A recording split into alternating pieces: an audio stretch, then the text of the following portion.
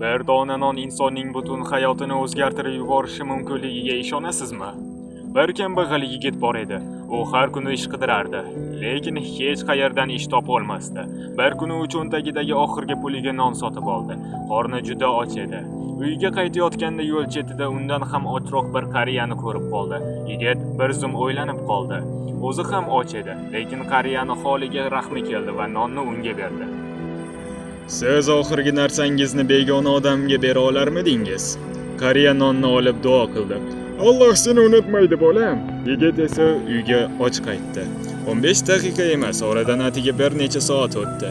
Kechqurun qo'shnisi uni chaqirib qoldi. Bir tanishimga ishchi kerak ekan, borib ko'rmaysanmi? Yigit rozi bo'ldi. Bitta yaxshilik shu qadar tez qaytishini kutgan bo'larmidingiz? Ertasi kuni u ishga bordi.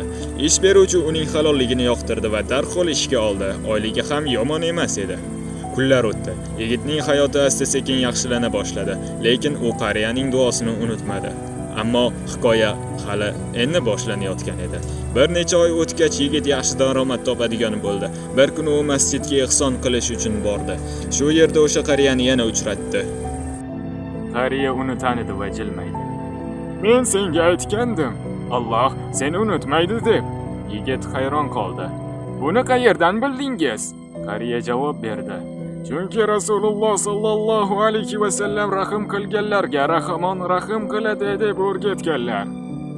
Bir duo hayotingizni qanchalik o'zgartira olishiga ishonarmidingiz? Shundan keyin yigit har doim imkon topganida odamlarga yordam beradigan bo'ldi. U tushundi, yaxshilik qilish uchun boy bo'lish shart emas ekan. Ba'zan bir bo'lak non, bir yaxshi so'z yoki bir samimiy yordam ham insonning taqdirini o'zgartirishi mumkin. Yillar o'tib, yigit muvaffaqiyatli inson bo'ldi. Undan doim muvaffaqiyatning siri haqida so'rashardi. U esa bitta gapni aytardi. Men hammasini o'sha oxirgi nonimni bergan kunimdan boshlaganman.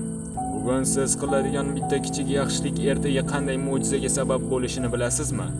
Xulosa: hech qachon yaxshilikni kichik deb o'ylamang. Alloh uchun qilingan eng kichik amal ham kutilmagan eshiklarni ochishi mumkin. Siz oxirgi marta qachon yaxshilik qildingiz? O'z izohingizni kommentariyada yozib keting va obuna bo'lishni esdan chiqarmang.